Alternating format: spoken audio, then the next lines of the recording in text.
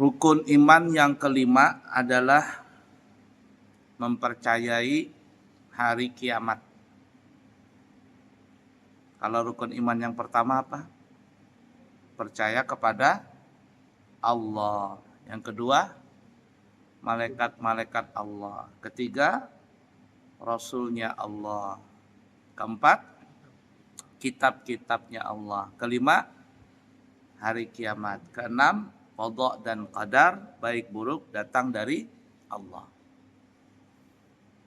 Nah, kita bicara tentang hari kiamat. Hari kiamat itu adalah hari akhir daripada dunia ini. Setelah kiamat, semua manusia mati. Kemudian setelah itu bangkit.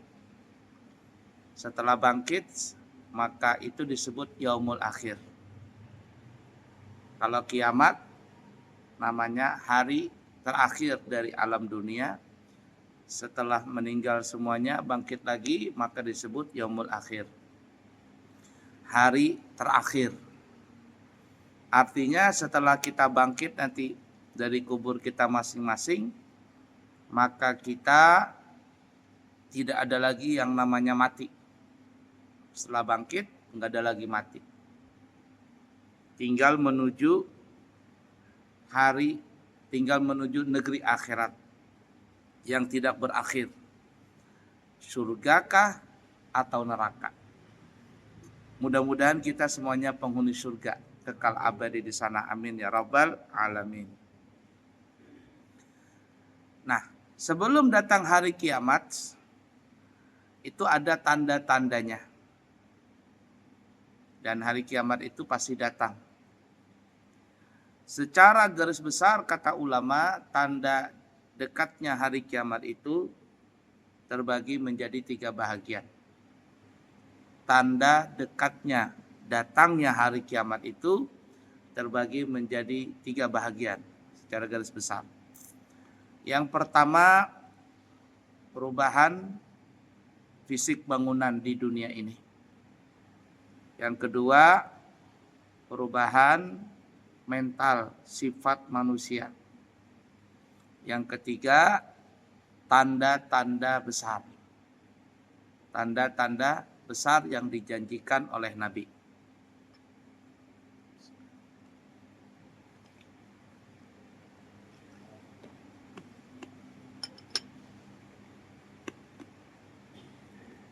Adapun yang pertama,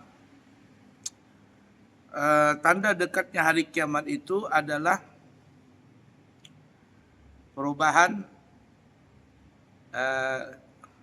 bangunan-bangunan di dunia ini. Disebutkan di dalam riwayat hadis, ya, dengan hadis yang panjang, lumayan ya panjang. Dalam hadis itu dikatakan salah satu tandanya dekat hari kiamat adalah adanya orang-orang yang hanya bersendal saja, bahkan tidak pakai sendal, memakai baju yang seadanya, rambutnya usang-usangan. Kalau dia mengetuk pintu, orang tidak akan peduli. Artinya ini gambaran orang miskin. Gambaran orang miskin. Ya, orang miskin itu terkadang sendalnya pun sembarangan, bahkan gak pakai sendal. Bajunya pun juga terlihat pakai baju tapi kayak telanjang. Susah dibilang orang kaya. Rambutnya usang-usangan. Kalau dia mengetuk pintu meminta sesuatu ditolak. Artinya tidak dipandang di masyarakat karena kemiskinannya. Tiba-tiba dia bisa jadi kaya mendadak. Nah, di akhirat ini di akhir zaman ini banyak orang kaya mendadak. Banyak. Kita yang bekerja setengah mati nggak kaya-kaya lah, dia tiba-tiba bisa jadi kaya. Banyak nggak seperti itu? Banyak. Salah satunya adalah yang kita lihat ya, fenomena yang kalau ada kesusahan di mana media sosial, di-upload dan sebagainya, tiba-tiba Bisa jadi kaya karena bantuan netizen. Netizen kah apa istilahnya itu? Netizen. Ini yang terbaru saya lihat ada heboh tuh, entah di Aceh atau di mana itu.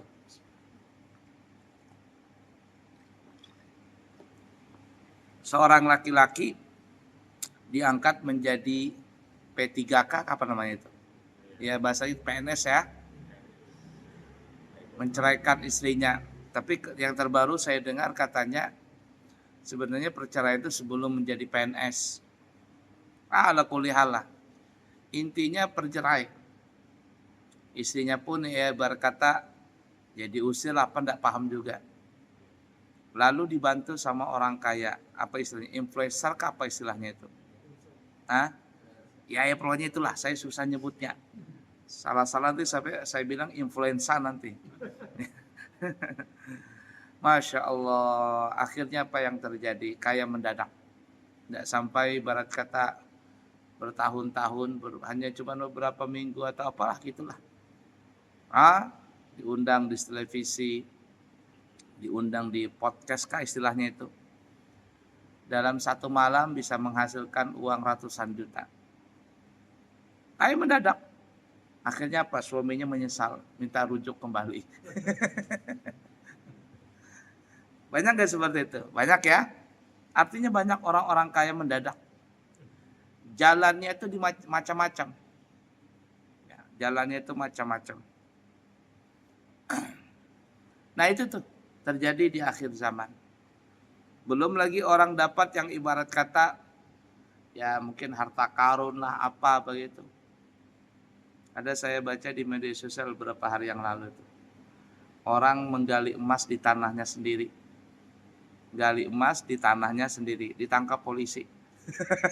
Ada ya kemarin ya.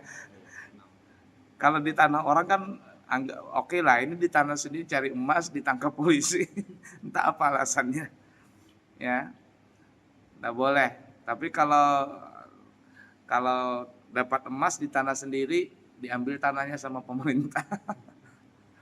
Ya begitulah ya terjadi kita ini.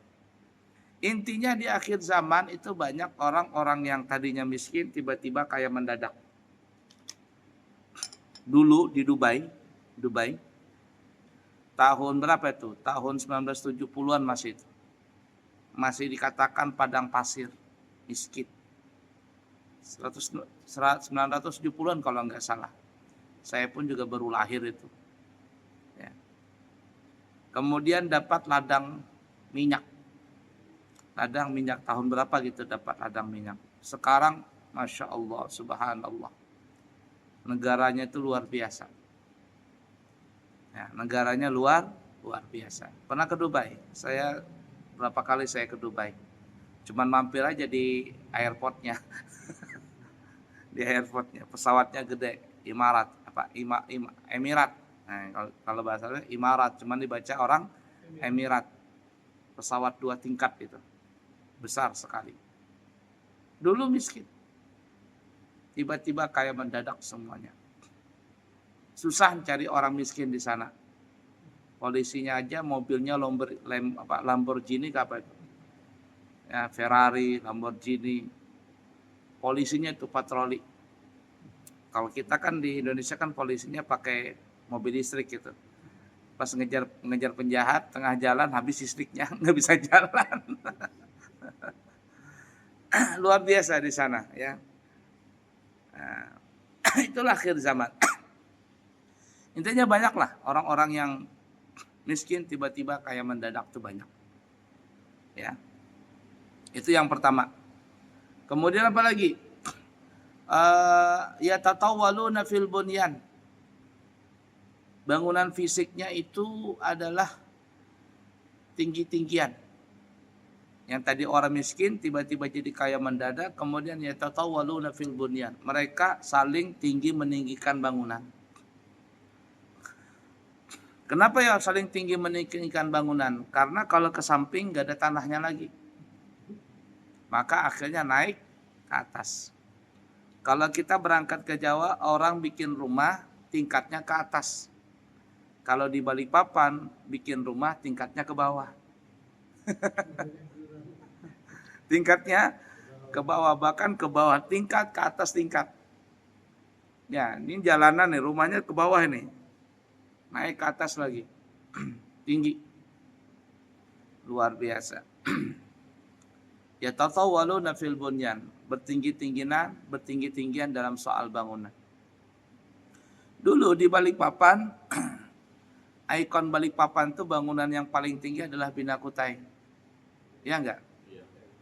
Bina Kutai menjadi hotel yang mewah lah. Sekarang orang takut masuk ke Bina Kutai.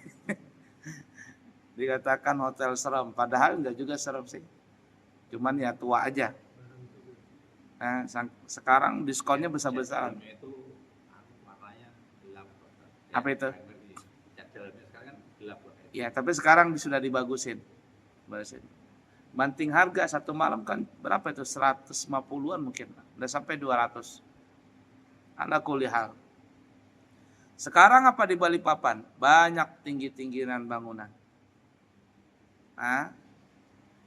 Saling tinggi bangunan. Dulu orang di Balikpapan rumah itu paling tinggi 2 tingkat. Sekarang 3 tingkat, 4 tingkat, 5 tingkat. Bahkan bukan orang yang nempati, walet yang nempatin. Ternyata waletnya juga nggak ada juga akhirnya. Artinya begitulah akhir zaman, orang banyak kaya mendadak, kemudian yang dulunya miskin jadi kaya. Itu ajang-ajang pencarian bakat. Banyak kan orang-orang miskin dulu. Nah, tiba-tiba menang, Masya Allah. Menang, dapat duit banyak, jadi artis, bla bla bla, banyak. Nah, kita yang berusaha bertahun-tahun, siang jadi malam, malam jadi siang, banting tulang, peras keringat, gak kaya-kaya juga. Nah, itulah takdir Allah Ta'ala ya.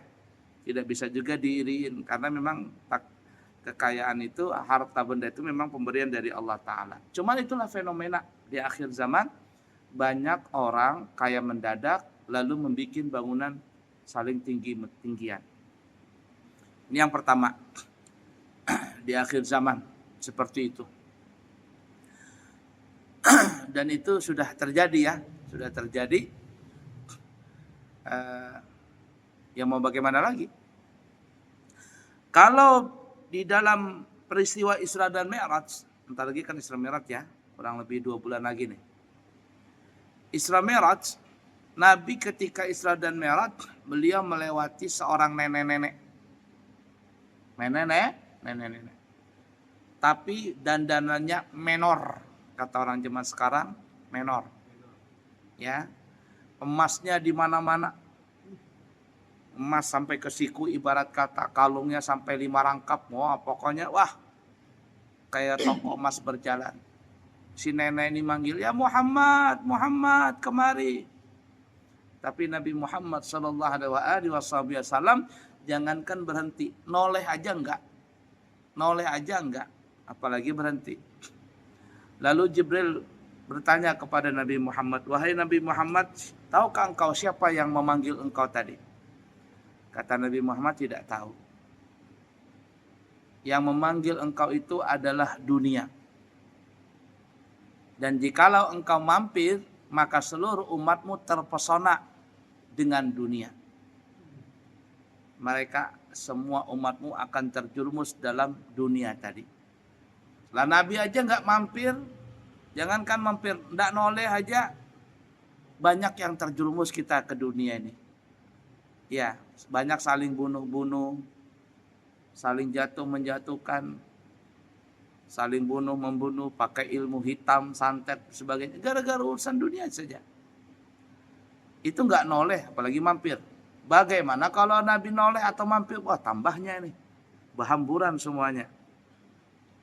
Nah, lalu kata Jibril, dan umur dunia itu hanyalah sebatas umur nenek itu. Artinya umur dunia itu seperti nenek itu. Waktu Nabi Isra Mi'raj 14 abad yang lalu, umur dunia aja sudah kayak nenek-nenek begitu. Sekarang sudah 14 abad lebih. Mungkin neneknya enggak lagi sudah bisa berjalan. Cuman hanya ditilam saja. Bahirah, bekamih, makan, minum ditilam saja. Alias tinggal meninggalnya aja.